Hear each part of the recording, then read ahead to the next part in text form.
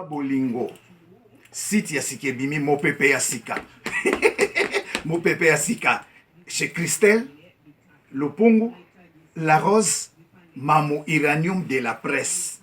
Alors boss abonné na CLTV mopepe ya sika CLTV News mopepe ya sika awa ndesika ngana kosala ba news awa ndesika ngana kosala po na sak interview na n'importe quel site te na n'importe quelle animatrice ou animateur te. Christelle Lopungu Mamo La Rose l'Iranium de la presse.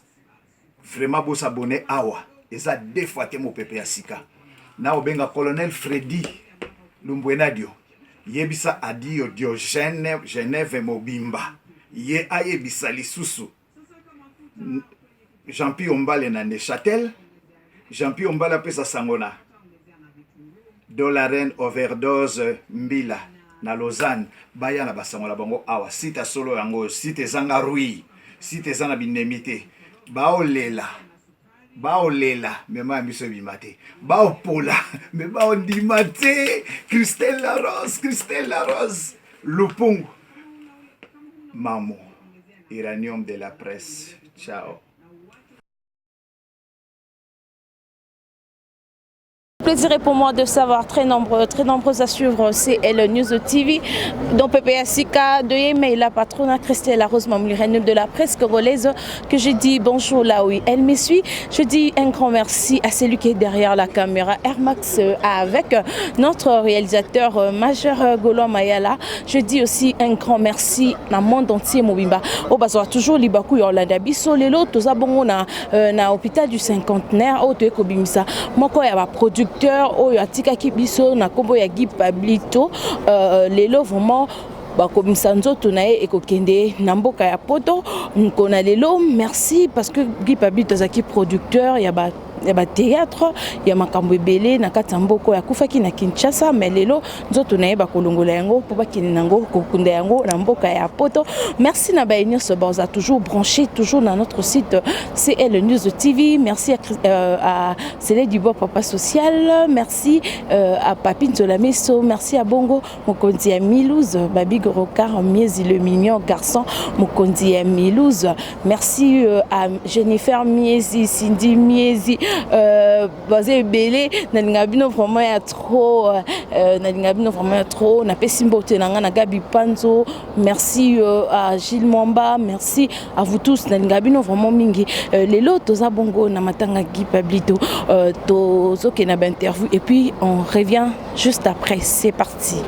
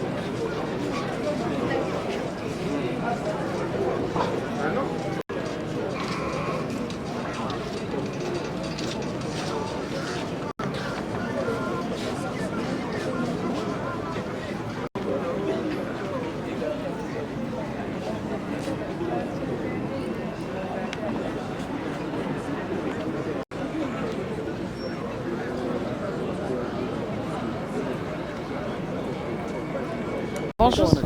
Ouais, bonjour. Bonjour. Ouais, ça va. Oui, Tomonio Lelo, na matanga ya le producteur Guy Pablito, ba elonyo lo bana ba nyonso ba Orlando na minute.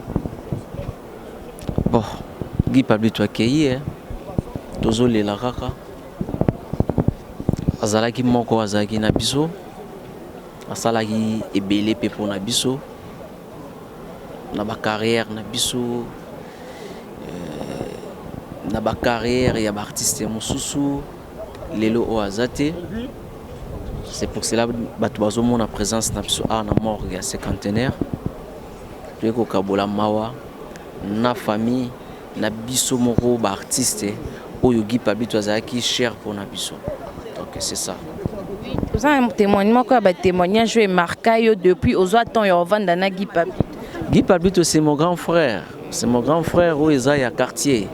Donc il y a Ebi, maman Marie Senga bien, maman Abotinga. Aïbaki, papa Alfred Nzadi bien, papa Abotinga. Aïbi ba sœur nanga, ba Mireille, ba Miguel. Donc Aïbi penza famille nanga très bien. Donc bisopeto Yebi bango. Vraiment grand frère vraiment. Donc avant que tout que notre dans monde temps sous ya monde artistique. Et tant que Yaya, tout ça qui déjà bien. Si tu es dans le monde dans la production, tu travailles dans qui toujours bien. Le loi Tiki Bisso, ils ont passé. Bonjour. Bonissime. Santé est bien, car mon thème est Ozuka.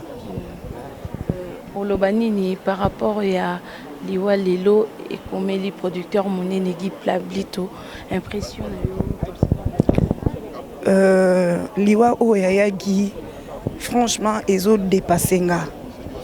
Ils ont dépassé nga. On a mis posé ma question belé par rapport à on a tika n'a pas besoin de réponse. Na souka na on a conclure karakiza na omokano nzambe. Nzamba zone kaka loku mulenga sepeli kozwaye na lolenge oyoye azweli ye wana. Mais toutefois, à peine à l'hôpital, parce qu'il autopsie ba bien en mort naturelle. Donc c'est que penza a koufi na eliwa ya Nzambe.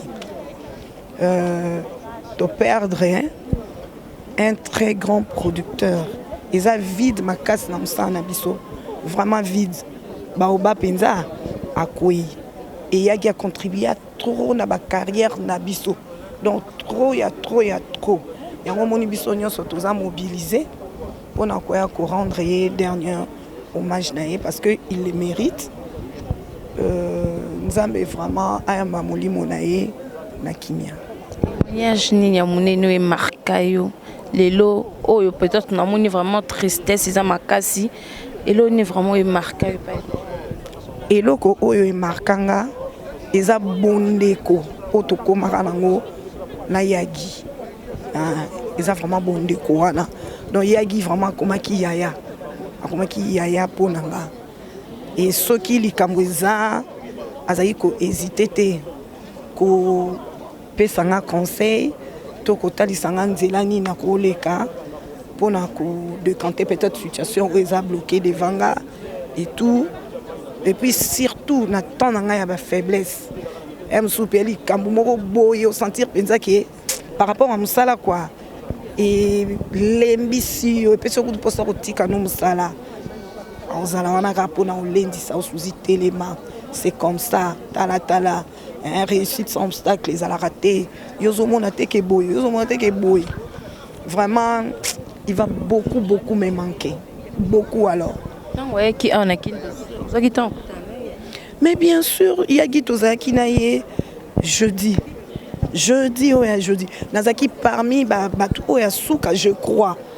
Oyo bakutana kinayaki nde yango na zaolo ba ayaki nde kolakanga ou bien nini na peut-être ayaki nde kolakanga bien sûr na sombele kutu sucre mais sucre mulanga sucre parce qu'il poids donc na yo comprendre que nyon soné zaki na parmi basine et tangunga d'ailleurs c'est Fatou qui m'avait appelé pour nous websanga momi makamu ya solela makamu nini na mona Facebook côté Facebook na binini za na maîtrise za nini abi on a moni ba publier photo ya Yagi akufi ngabi ah botika ba base na bino na en tout cas na zo kyango base franchement zo kyango base na tindenge na yé ko vérifier na moni que oh ya solo ya on a auto ba tout aller na mituna ba question ya modèle na modèle tokoki ko condamner Nzambe te parce que ils ont loi ya nature vraiment mon limone peut makana kimia ngana lo batoza so ba male wa Nzambe Tongo so alamuki alobi lelo na olia suzi allié na. Donc quand abiso batuto tikali tomi lengela parce que toyebi ngonga te tala yaki na olo batozaki na. Mais na tongo na ozwi sango akufi pe akufeli wapi na kati ya ndako. Ezali banda te mais na kati ya ndako pour te dire que liwa to na opa. Abelaki te lo. Te. Yagi azaki malade te. Abelaki te. Bonjour papa. Ah, bonjour maman. Bonne santé. Ouais, santé ça bien.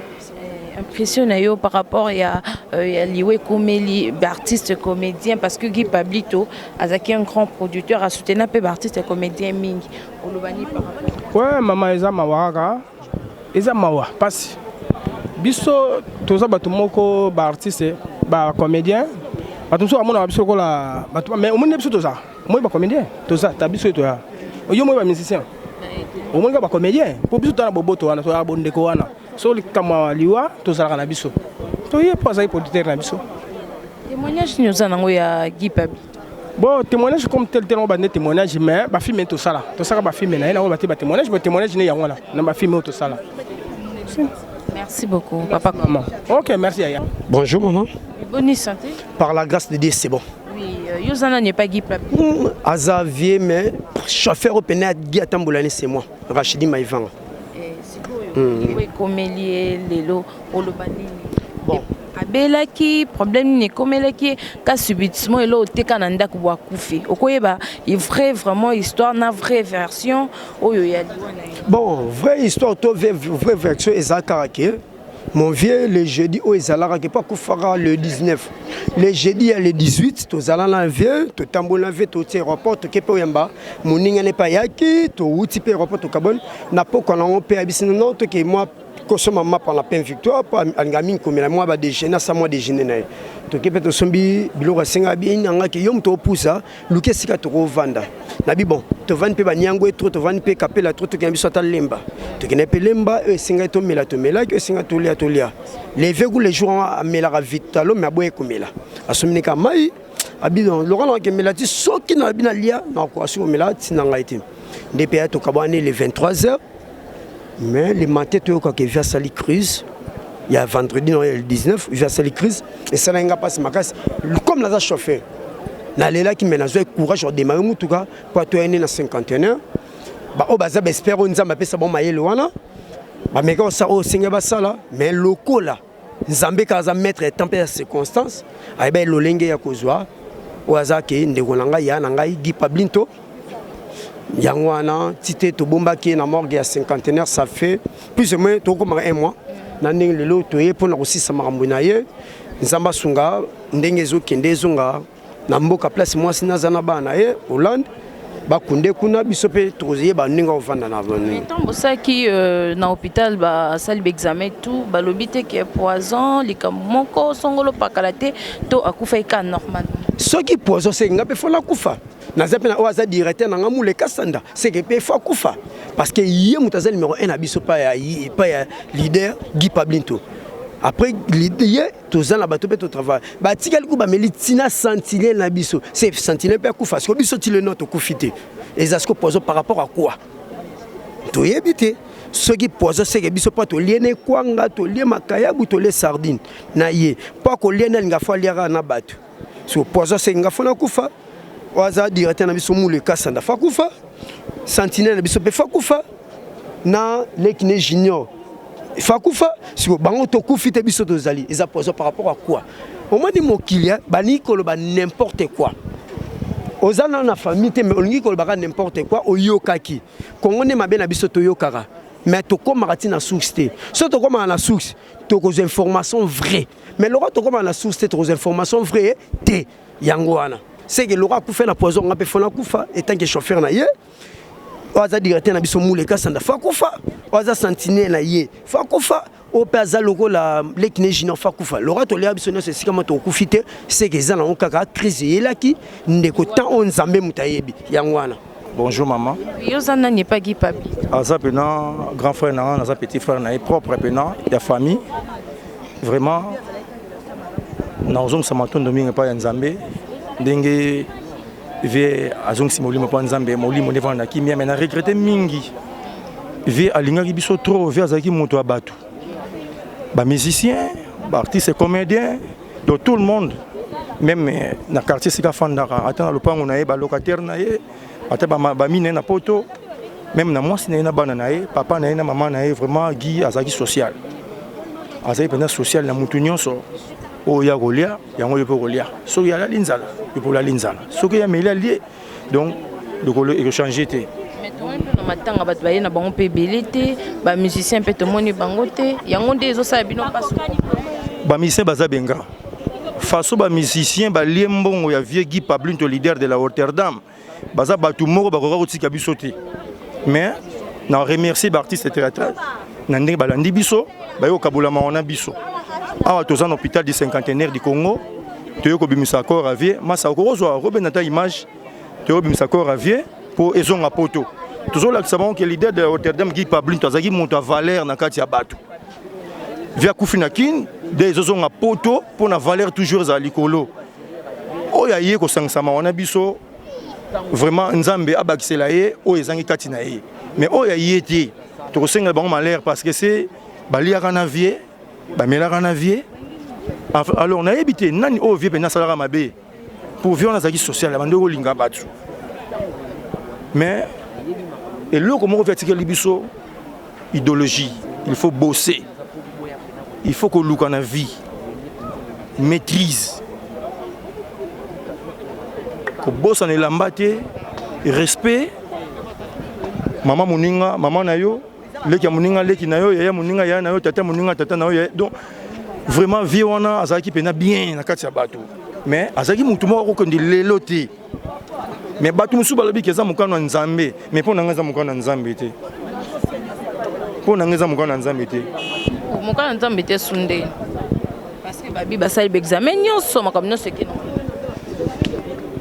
est ce que oyebi ke ngai navandaka na vie pale moko chambre moko oyo eza nini wana yango euti départ na ngai na départ na ngai ere tokaboni na vie ngai nakesala mafere na ngai makambo na ngai baoyo batielaki na vie bakoka kozwa soin ya vie te bato batielaki na vie bakoka kozwa soin mpena ya vie na ngai mpena bien te yango moni ke vie lelo atombe na liwa liwa ndeni seke babomi vie babomi vie te babomi vie te ngai ere nayaki na tuni bango vie akufi ndenge ni bango bayebisaki no vie azalaki maladi ndenge bango bayebisaki ngai vie bande kobela kuto lokolo ezwaki mwa crampe lokolo ezwaki mwa crampe abelaki ngai na tuni bango mais pourquoi moto azwa maladi bozotika ye na palin ye moko wana sentinelle ya lupangu na pire petit na ye banda ozala na ngai na tunaki pourquoi moto azobela botika na palin alalaka ye moko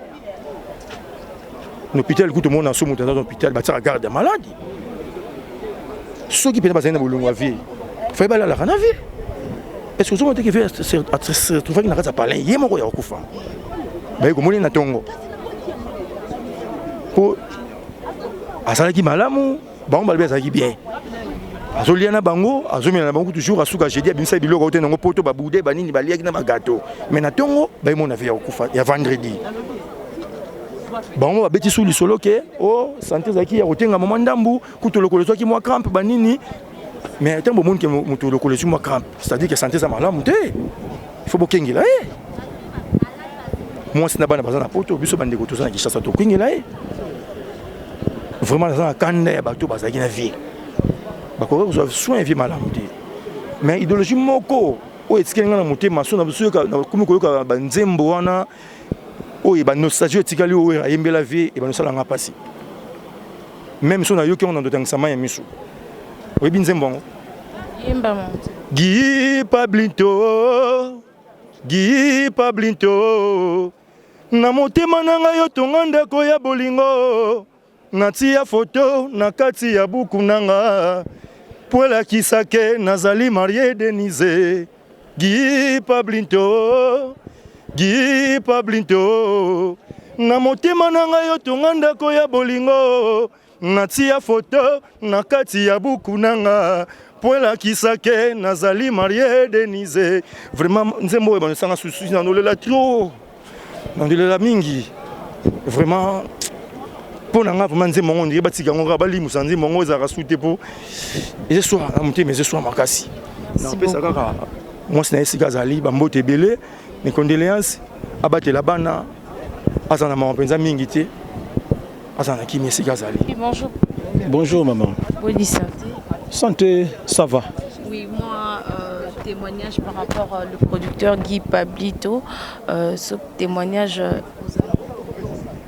Oui, témoignage de Gozangate, Guy Pablito. Donc, Azali, pire petit à Vienna, José Mabilama, que je suis. Et témoignage de Belé. Banda Guy Azoko, na Porto, na Rotterdam, na Hollande, ils sont à Paris. Et de toute la famille. Parce que petite sœur Nanga Adèle Mabilama na Rotterdam, na Guy, bazo za sika moko. Et puis, il y a une relation quasi familiale. Donc, ils ont choc. Guy a accueilli très tôt. Le projet n'a pas été en côté. Il y a un immeuble. Il y a qui bien en bonne santé. Il y a là. Donc, ils ont passé, maman. Ils ont passé. Donc, les mots me manquent. Oui, de partout dans le monde, en France, en Hollande, partout. Non, le baka qui docteur la soudé, tout lingana, parce que il y a rabiso il banarati. Pour na kadi, on a zonga poto samedi prochain. Baramoko, son a Paris, fona zonga mbang Hollande, comme quoi assister bango kadi na bana. Donc Zamba pesa ki Nzamba zui. Donc famille ka base la soudé et puis voilà quoi. Donc on va na biso partout. Ba kabana biso mawa et longo. Ba na poto, yes ba na ba da ko sangana. Donc biso peut compléter kaka pour nous soyez bien. Molimo ya Guy et pe mana Kimia. Bonjour. Bonne santé. Santé bien que les côtés. Témoignage pour Guy Pablito, pour Nayo Asalani. Témoignage Zali. Papa aime ça qui social. Papa aime ça ebeka kosola na biso yo. Ebeka kopé c'est plutôt valeur. C'est ça. Na poto de partout dans le monde au Borzoi à travers site. Na repé sakaka mes condoléances na famille biologique na bisopé pour bisopé de la famille parce que to bandoza na eta nyonso courage nzambe ya biliwa donc to bota ma pe to kufa kada liwa eza pona biso nyonso nzambe moko ayebi loko aye a quel liboso na biso nzamba azwa lokumu mais na opesaka conseil na bandeko mosusu il faut tozalaka na bolingo eleki tozala bolingo ya elongi te ya motema keno moto azocomprendre keno moto oyo aza na souci ya ndeko et en plus totika bilobaloba moto akufi bazongisi boye asali boye liwa basakana nango te na pesa kaka na ba producteur na biso batikali courage kaka parce que eza liwa eye kati ya moko na bango elongoli moko na bango donc eza pasi na ozanga ta ndenge ni okoloba mais courage kaka. Merci. Bonjour. Bonjour. Santé. Santé bien. Témoignage. Bon, témoignage ya Guy Pablito donc attaque tozala na ete tovanda na ete mais nayoka bawera bayemba ye nayoka soutenir bata théâtre donc témoignage pas na nga azalaki dans témoignage ya bien tant bato bazoloba tozoyoka na banzembo azalaki témoignage ya bien mais souci na nga kaka ya komona kaka ke ndenge ndokaki soutenir bamusicien mais tomona kaka bata théâtre nde moto bazali bamusicien bazali te donc yango toloba kaka ke na Congo totikaki motema mabe donc motema mabe eza nango na eloko te fo okanisaka moto fo kolinga moto na ntango apasi mpe na ntango bisengo. Bonjour. Bonne santé. Oui, Dieu fait grâce, ça va. Oui, impression yo par rapport à Mkonadelo au Bobungsi grand producteur Guy Pablito. Oui, bon, impression est qu'on a perdu. Tout ça, il y a un et puis brisquer le quoi, foudre, à ça sauter. Et ça qui passe l'équipe quoi. Noter mes au souka, monta qui potoyer, que ça va faire. Te bec ya ozonga mais azongité a ozonga ebembe ils attendent la réflexion photo ba toti kali to attend on réfléchir que et kukuta peut beti ba koki to milengela kaka voilà témoignage mon ko pas producteur si je connais bien Guy Pablinto Guy Nebi lelo te Guy producteur nanga producteur na biso depuis YouTube ezate ça dit Nebi Guy ba 15 ans yango YouTube ezana on te CD na poto te CD à l'étranger ne ba période Guy ba no produire tant on ça on peut dire non bien c'est un garçon azarane problématique te zaika musu ko discuter na Guy tu solo li caché boete c'est pas bon te tourner te yo sa petite sœur moi boyo kani pe bien bo tourner ala conflictuel te bato ba ki to ba bien ba tout ka se mutate azangi pe côté négativité mais côté na ngana tika mo ngote moi pe na ma bezate ezaka ki to perdre un grand producteur to perdre tout le monde qui vraiment social na bato et c'est un peu ça.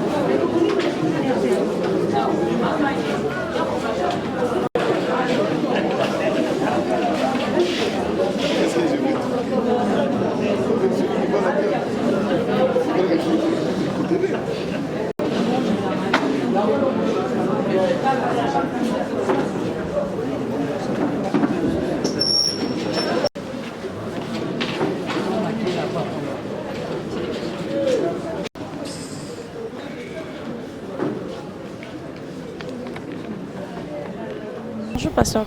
Bonjour ma soeur, merci. Oui, impression par rapport à Matanga Mkonalilo où tu perdre grand producteur Guy Pablinto. En fait, naïb Zara ba na sikosa sa matanga eza place au luka olia te omelate mais oza conscience. Parce que ceux qui mutaloba makamo na Bible azaki pauvre, bango loba pauvreté nemte lobi sai. Mais un homme riche, il était roi na combat Salomon.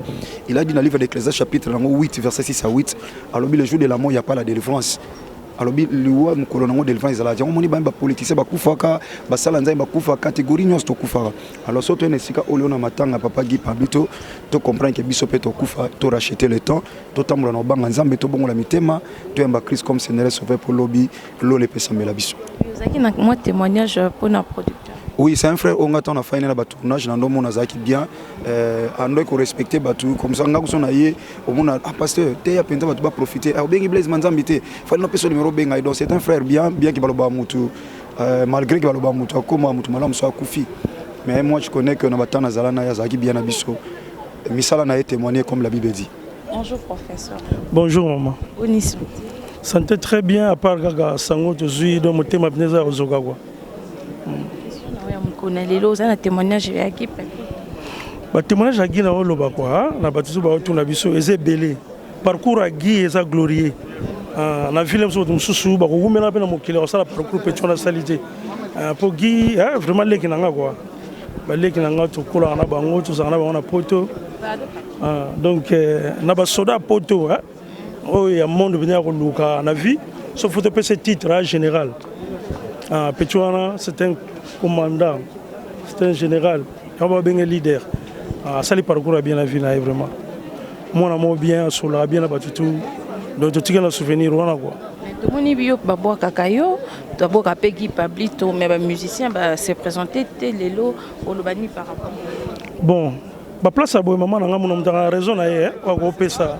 On soit à contre temps ko yate mais nga leçon on a capté. Leçon on a capté et ça dit que la vie malheur à l'homme qui se confie dans l'homme. Donc la vie to contre na Dieu.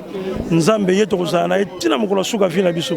To ne ko se témoigner, to ne ko témoigner devant et vie na biso. Mutu anega mutu.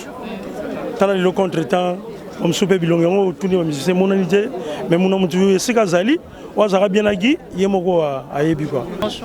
Bonjour. Bonis. Sentez-moi bien, mais pas si cas ezali pour na Guy.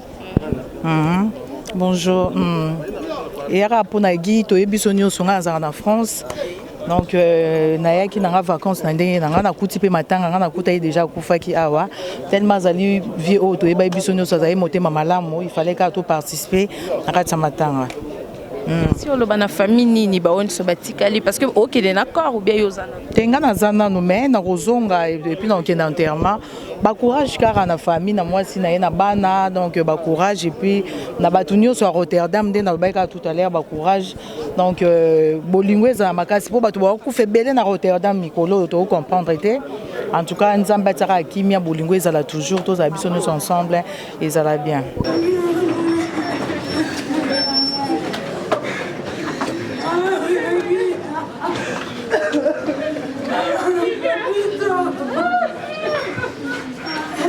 Chacun à sa place, s'il vous plaît. Chacun à sa place, s'il vous plaît.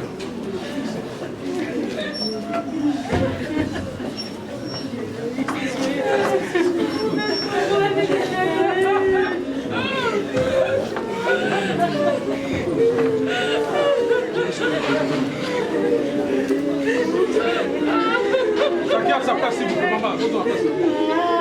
Chacun à sa place, s'il vous plaît. Assoyez-vous s'il vous plaît. Assoyez-vous s'il vous plaît.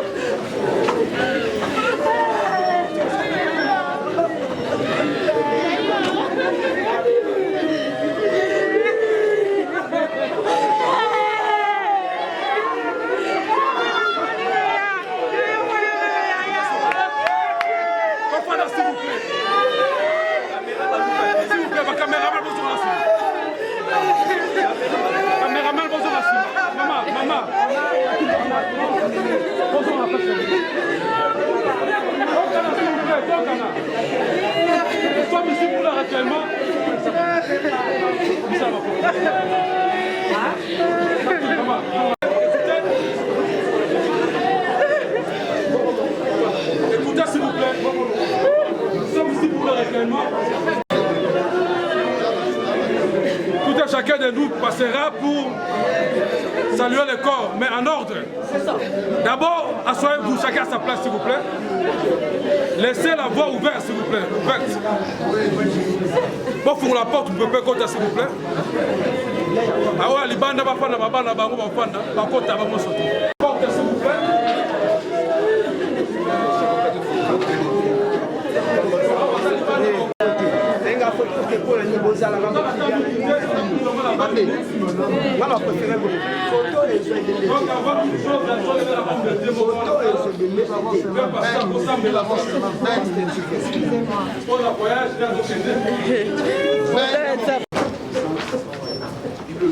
C'est pour ça, sinon pour ça, la raison pour laquelle nous avons reconnaissant, c'est nos banayo, merci. Au PSA Bisso Papa qui, nous avons dit que nous avons fait na sangoli na yo. Et tato sepela qui na moma boyo, papa botika biso. Sambo nangeza nzamba bomo. Okola moto mbongo pe moto azwa nyonso na mokili oyo apambola matina komba Salomo. Un jour a réfléchi de cette manière en disant dans le livre l'Ecclésiaste chapitre 4 dans verset 2 que j'ai trouvé encore plus heureux les morts qui sont encore morts que les vivants qui sont encore vivants. Père, j'aimerais que si comme ça m'attend à haut et que ça biso mayele tout ce soleil est encore monte au coup. Que chacun de nous a comme ça marche naïe. Lorsque notre frère a quitté l'Europe pour venir ici, il n'a pensé tata à Zonga. Mais attendant qu'on aille, il n'a pas qui était que Zonga de sous-souté. Et on te semble au centre pour recommander entre tes mains. Père, yo pesa biso zuye, soumanion fezo salama, comme on a ao, de l'aéroport, pour matako kita, l'hypothèse faisant l'étranger, bazo zelanzoto yo, pour nos kaboula mawatata, basi mama entre tes saintes mains. Jusqu'à ce que notre frère, au Zongaka, la dernière demeure naye, et tatatika misala, nyon soya sala, yamalam de son nom de défendre. Na kombo na Yesu Masiya Nazareth, was notre seul et unique sauveur, que te semble là qui voyait, et na kondimatori. Amen. Merci beaucoup pour la prière. Asseyez-vous. Peut-être, il faut ça le 24 novembre. Na kukuna na ngiringiri na makanzano na 9 et pas résidence Moïse. Alors, brièvement, n'a pas le qui est l'homme est allé ici, le corps qui est allé ici. Moto Ala Itali Awa, il fut un grand homme parmi les hommes, un fils parmi les parents, un parent aussi qui était avec sa famille. Ce Guy Pablito Ndombele, né ici à Kinshasa, à un certain mois de juin, 71, si je ne m'abuse pas, donc il est parti jeune, à 47 ans d'âge. Il était fils d'un papa Ndombele Gérard, maman Albertine, que nous savons très bien, Masoumouna, Siwa dans la photo. Donc, il n'était pas un fils illégitime. À Botem Nakat, union illégitime, il y a papa et maman Babala. Il laisse derrière lui des frères et sœurs des cousins, des tantes, des tontons, en Europe, en Afrique du Sud, même ici au Congo. Vraiment les temps presque mais il était vraiment homme parmi les hommes. Je peux dire qu'il a passé une carrière au Yoba, l'Union Sokoba, ami proche d'Alibi. Il fut vraiment un combattant. Il a combattu dans sa vie jusqu'à cet âge. Et la preuve que, à quand même, les Mbatiques n'a marié, il y a Maman Kadi, laissant derrière elle 3 filles, tous nés en Europe. Il a vécu 27 ans en Europe. Donc il connaissait l'Europe. Là en Europe, il n'y a pas de commandeur parce que il était aimé parmi les aimés, c'est quelqu'un qui aidait. Je ne peux pas faire un témoignage, mais là c'est la plus fine, il y a des Bonabiso. Mort ici, le 19 octobre, dans sa résidence propre. Donc on pourrait dire que Guy Pablito a couffé arme à la main. Arme à la main, pourquoi? Parce qu'il était en plein service, puis a couffé na terrain à Somba, puis à tourner la mort. Donc il est mort chez lui.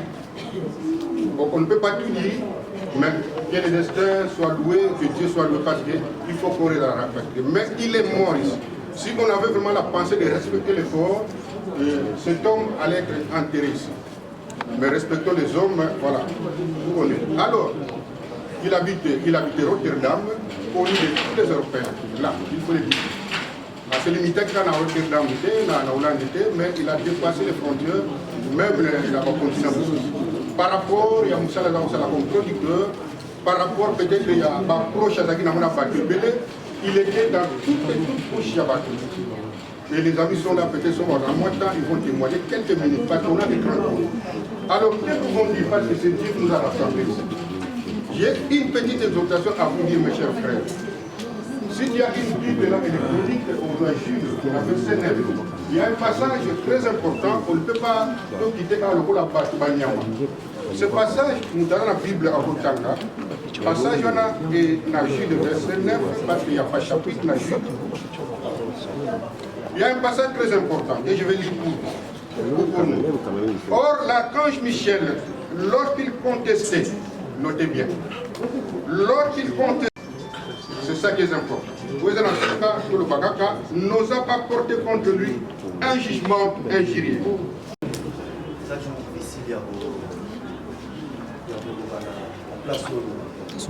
Maman Longa liboso te. On va essayer de se construire. Pour la biso,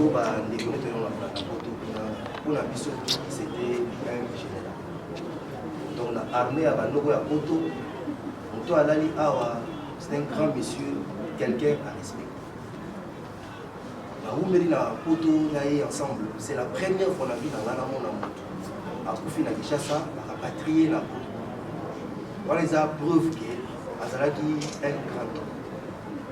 Alors, sujet Zara qui est Ndeko Koufi, moi qui vous parle, voyage Nazaki organisé par Guy. Donc c'était lui qui m'a dit non, man, Yaka, parce qu'il y a une zone pour ça, il y a ensemble. Je l'ai acheté chez lui à la maison. Donc, quand on a eu le petit frère dans la Koufi, ça a passé. Pour les a importé, ça a chemin la besoin. Je suis venu à prier mon frère, moi, à Saliawa. Les deux bouts à Magalé, donc, ça va sur ma besoin de tout ça. Un jour, ça va apprendre comment compter nos jours. Un jour, on mourra tous. Donc, tout le monde déjà prouve que frère Nabiso en bonne santé, on a qui est bien tout sur la très bien, à titre mission. Nous, on le verra et voilà, nous, on perd notre frère. On perd notre frère.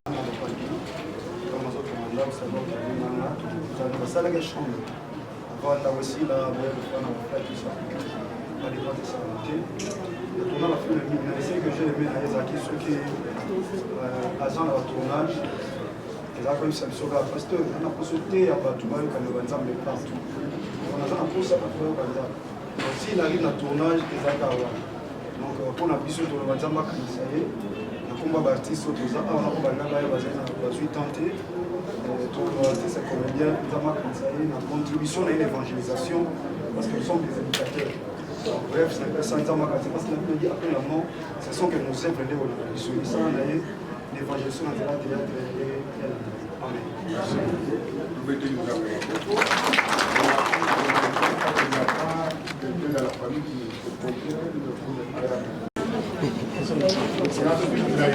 quand j'ai dit papa nous donc s'il vous plaît, il ne faut pas toucher le corps parce qu'il y a la sécurité qui est là.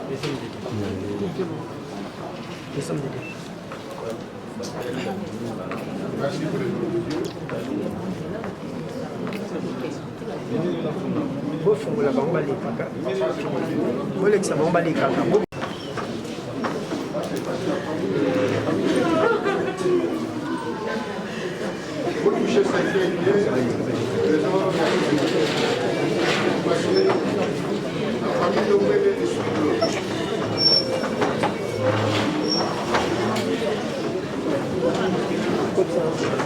Les gens qui sont dans la salle, s'il vous plaît, pendant la Libana, vous devez savoir ce qu'on a fait par rapport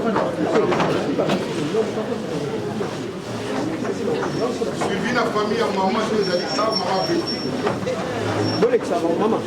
C'est des habitants à ma famille.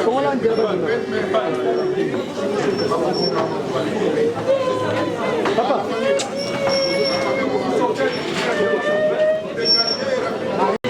Otalo bimoti balinga batala. C'est ça. Otali obimoti balinga batala parce que ça comme maman. Oh botali bobimi boti balinga batala. Quoi ça la bien.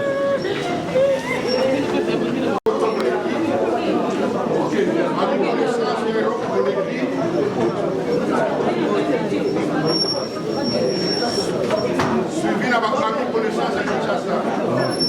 Ça c'est le plan. Là maintenant je parle de tous les artistes qui sont là.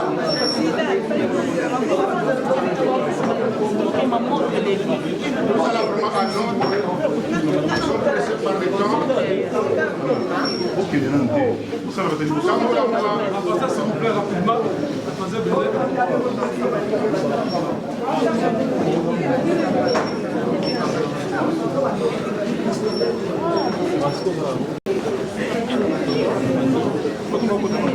Les artistes, les amis de Kinshasa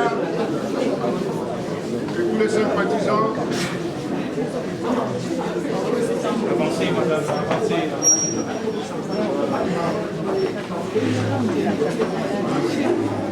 Avançons, on a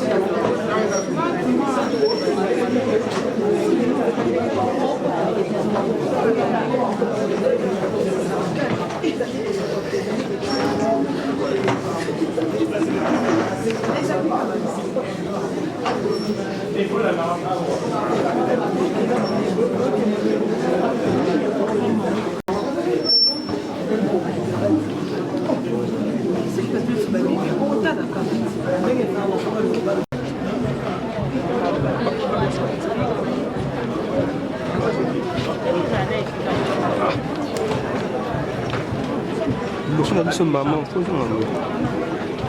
pardon.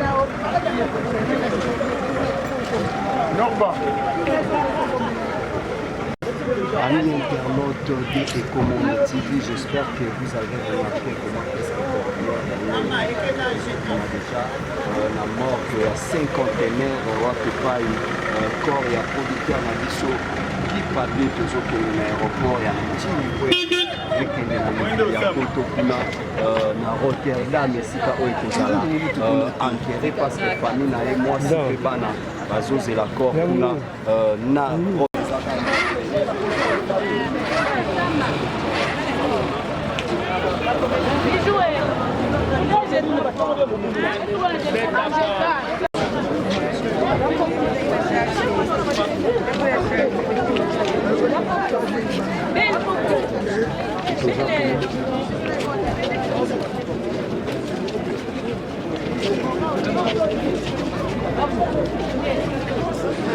Si nous sommes arrivés à la fin de nos obsèques de notre producteur Guy Pablito,